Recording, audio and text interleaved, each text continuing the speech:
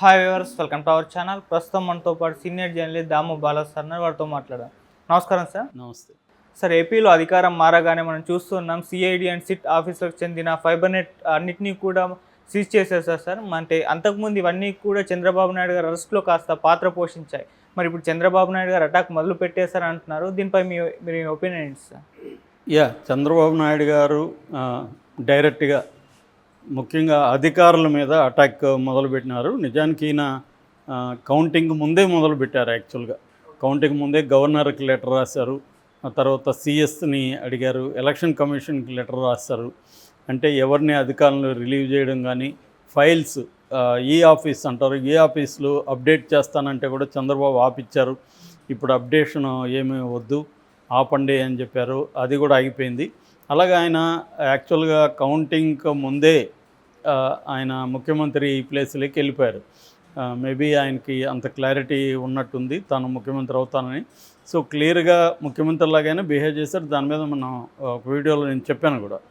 So ఇప్పుడు ఇంకా ప్రమాణ స్వీకారం చేయలేదు. 12వ తేదీ ప్రమాణ స్వీకారం చేయబోతున్నాడు. కానీ ఆల్రెడీ ఆయన ముఖ్యమంత్రిగా ఆదేశాలు ఇవ్వడం, అవి అమలు కావడం జరిగిపోతున్నాయి. ముఖ్యంగా ఆయన రివెంజ్ మోడ్లోకి వెళ్ళినట్టుగా కనిపిస్తుంది.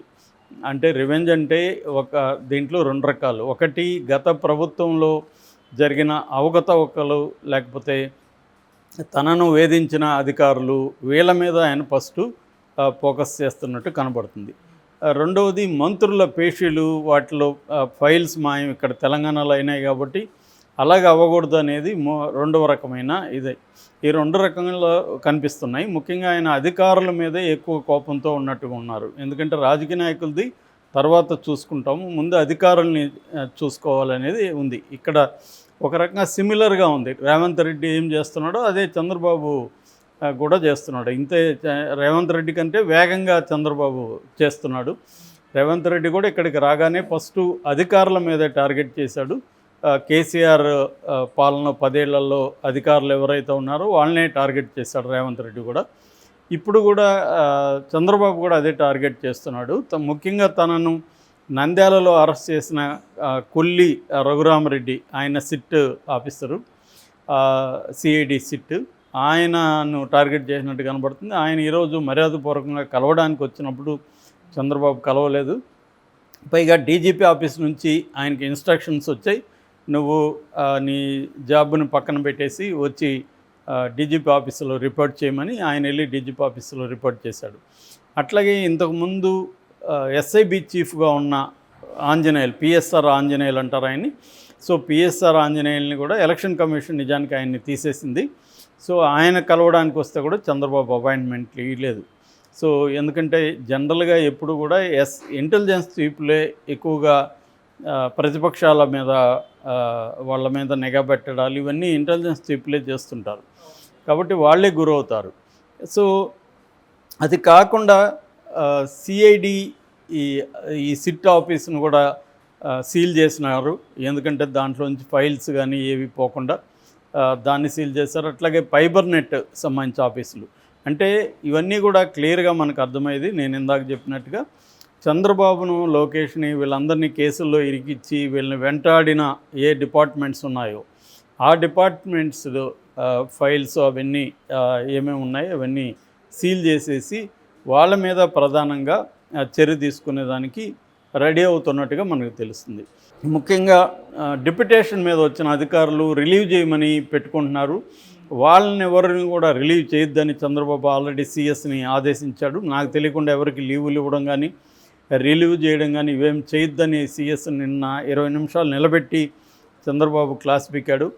నువ్వు ఒక వైసీపీ కార్యకర్తలాగా ప్రవర్తిస్తున్నావు అనేది చెప్పాడు. దాంతో ఏపీ బివరేజెస్ ఎండి వాసుదేవరెడ్డి ఆయన పెట్టుకున్నాడు, ఆయనకి ఇవ్వలేదు. అట్లాగే స్టాంప్స్ అండ్ రిజిస్ట్రేషన్ ఐజీ ఆయన రామకృష్ణ, ఆయనకి లేదు. సమాచార పౌర సంబంధాల శాఖ డైరెక్టర్ ఆయన విజయ్ కుమార్ రెడ్డి, ఆయనకు ఇవ్వలేదు. అట్లాగే ఫైబర్ నెట్ మధుసూదన్ పరిశ్రమల శాఖ, ఇలా రకరకాల డిపార్ట్మెంట్స్ హెడ్స్ వాళ్ళు రిలీవింగ్కి పెట్టుకుంటే వాళ్ళకి ఎవరికి కూడా ఇవ్వట్లేదు. సో ఇది ఆల్రెడీ సంచలనం లేపుతుంది. అంటే ఒక్కసారిగా ఈ 5 ఏళ్లలో పేరుకుపోయిన కసంతా ఆ, చంద్రబాబు దగ్గర నుంచి కార్యకర్త వరకు అందరూ చూస్తున్నట్టు మనకు అర్థమవుతుంది. ఎందుకంటే జగన్ కూడా ఇందాకే ఒక ట్వీట్ చేశాడు, రాష్ట్ర వ్యాప్తంగా వైసీపీ కార్యకర్తల మీద దాడులు జరుగుతున్నాయి, దీన్ని గవర్నర్ ఆపాలి అని కూడా విన్నవించుకున్నాడు. అట్ ద సేమ్ టైం మేము కార్యకర్తలకు అండగా ఉంటామన్నాడు. సో క్లియర్గా ఒకవైపు దాడులు, ఒకవైపు అధికారుల మీద ఇవన్నీ కూడా జరుగుతుంది.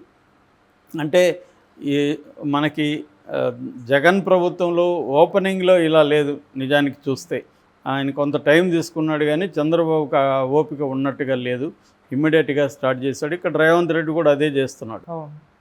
సో ఇదేంటంటే ఇది ఒక రివెంజ్ మోడ్లో ఎవరు వెళ్ళినా మళ్ళీ సేమ్ జరుగుతాయి. ఖచ్చితంగా అక్రమాలు జరిగినప్పుడు తీసుకోవాలి, కానీ ఇంత వేగంగా వెళ్ళిపోవడం అనేది కనిపిస్తుంది. అంటే ఎక్కడ వీళ్ళు తప్పించుకుంటారో అన్న ఆతృత కనబడుతుంది. సో అది కాకుండా తనని పర్సనల్గా అరెస్ట్ చేశారు కాబట్టి వీళ్ళని చర్య తీసుకుంది. నిజానికి అధికారులు బలవుతున్నారు. ఇప్పుడు ఏంటంటే ఏ గవర్నమెంట్ వచ్చినా కొంతమంది తమ అధికారులను పెట్టుకుంటారు. ఇప్పుడు ఇంతకుముందు కూడా చంద్రబాబు ప్రధానంగా తన కులానికి సంబంధించిన వాళ్ళని, లేకపోతే తనకు నమ్మిన వాళ్ళనే పెట్టుకున్నారు. ఎవరైనా అదే చేస్తారు, ఎనీ సీఎం. ఇక్కడ కేసీఆర్ని చూసాం కదా, కేసీఆర్ అంతా వెలమ సామాజిక వర్గం వాళ్ళే కదా, మొత్తం ఫోన్ ట్యాపింగ్లు అంతా వాళ్ళే ఉన్నారు. ఇప్పుడు రేవంత్ రెడ్డి ఏమన్నా భిన్నంగా ఉన్నాడా? రేవంత్ రెడ్డి కూడా వచ్చి తన రెడ్డి సామాజిక వర్గం సంబంధించిన అధికారులని తన చుట్టూ పెట్టుకున్నాడు. సో ఇది అందరూ చేసే పనే, ఎందుకంటే వీళ్ళకి ప్రధానంగా లాయల్టీ ఇంపార్టెంటు. కొన్ని రకాల లాకి బయట కొన్ని పనులు వీళ్ళు అందరూ చేస్తుంటారు, సీఎంలు అందరూ. సో చేస్తున్నప్పుడు దానికి అనుగుణంగా వీళ్ళకి అధికారులు కావాలి. కాకపోతే వేరే గవర్నమెంట్ వచ్చినప్పుడు ఈ అధికారులు బలవుతున్నారు. కానీ ఇప్పుడేమో ఈ అధికారులేమో వీళ్ళని ధిక్కరించలేరు, వీళ్ళు చెప్పింది చేయాలి. వీళ్ళు చెప్పింది చేస్తేమో తర్వాత వచ్చే గవర్నమెంట్స్లోంచి వీళ్ళు బాధల్లోకి పడాలి. మరి ఇది ఐఏఎస్ అధికారులు లేకపోతే ఐపీఎస్ అధికారులు దీని మీద వాళ్ళ సంఘం వాళ్ళు ఏమన్నా ఆలోచిస్తారా ఏంటి? ఇది ఎందుకంటే రిపీట్ అవుతుంది. గతంలో అంతకుముందు చంద్రబాబు పీరియడ్లో ఉన్న వాళ్ళని జగన్ వేధించాడు. ఏబీవీ వెంకటేశ్వరరావు ఫర్ ఎగ్జాంపుల్, ఆయన్ని జగన్ వేధించాడు. ఇప్పుడు అదే పని చంద్రబాబు స్టార్ట్ చేస్తున్నాడు. సో ఎవరికి ఒకరి మీద ఒకరికి విమర్శించే హక్కు కానీ వీళ్ళకి అర్హత కానీ లేదు. ఎందుకంటే జగన్ విమర్శించినప్పుడు నువ్వు చేయకూడదు కదా అదే పని. జగన్ ఏం చేస్తుంటే అంతకంటే మేము రెట్టింపు చేస్తామనే దానికి ఇంకా నువ్వు జగన్ని విమర్శించే అర్హత నీకేముంటుంది? సో నేను చేయట్లేదు చూడు, నాకు ప్రజలే ముఖ్యం, నాది పీపుల్ సెంట్రిక్గా ఉంటుంది నా పాలన, నాకు అభివృద్ధి సంక్షేమమే ముఖ్యం అని చెప్పి దాన్ని ఆచరణలో ప్రూవ్ చేసుకోవాలి తప్ప మళ్ళీ నేను వస్తే ఇదే చేస్తానన్నప్పుడు మళ్ళీ 5 ఏళ్ల తర్వాత జనాలు ఇతనికి జగన్కు బుద్ధి చెప్పినట్టే మళ్ళీ వీళ్ళకి చెప్తారు. ఎందుకంటే ఇదే అరాచకం, ఇదే గందరగోళం వల్లనే కదా జగన్ ఓడిపోవడానికి కారణం. మళ్ళీ మేము కూడా డే 1 నుంచే ఇదే మొదలు పెడతా ఉంటే మేబీ 5 ఏళ్ళు వీళ్ళకి ఒక ఆనందం ఉండొచ్చు. ఎందుకంటే వీళ్ళని ఇబ్బంది పెట్టిన వాళ్ళని కక్ష తీర్చుకుంటే ఒక ఈగో సాటిస్ఫాక్షన్, ఒక హ్యాపీనెస్ వస్తుంది వీళ్ళకి. కానీ మళ్ళీ వాళ్ళు వచ్చినప్పుడు అదే చేస్తారు కదా. సో ఇదేం పర్మనెంట్గా ఉండదు కదా ఇక్కడ. సో మరి కానీ ఎవరు చెప్పినా మనల్ని కింద కామెంట్లు చూస్తే తిడతా ఉంటారు తప్ప నువ్వు పేటీఎం ఉన్నా ఇంకోటి. సో జనం కూడా ఒక క్షణం ఆగద్దండి, వాళ్ళని చంపేయండి, నరికేయండి అనే పద్ధతిలో కామెంట్లు ఆల్రెడీ పెడుతున్నారు న్యూస్లో చూస్తే మనకి. సో ఇది అంతా కూడా ఏంటంటే మరింత అరాచకానికి, అశాంతికి దారితీస్తుంది. దీనివల్ల హత్యలు పెరుగుతాయి, గతంలో ఉన్నవి మళ్ళీ రిపీట్ అవుతాయి. అప్పుడేమో అవతల వాళ్ళు చేస్తారు, ఇప్పుడు యువతలు చేస్తారు. ఇప్పుడు వైసీపీ వాళ్ళు కూడా రెడీ అవుతారు కదా, వైసీపీ వాళ్ళు సైలెంట్గా ఉండరు కదా.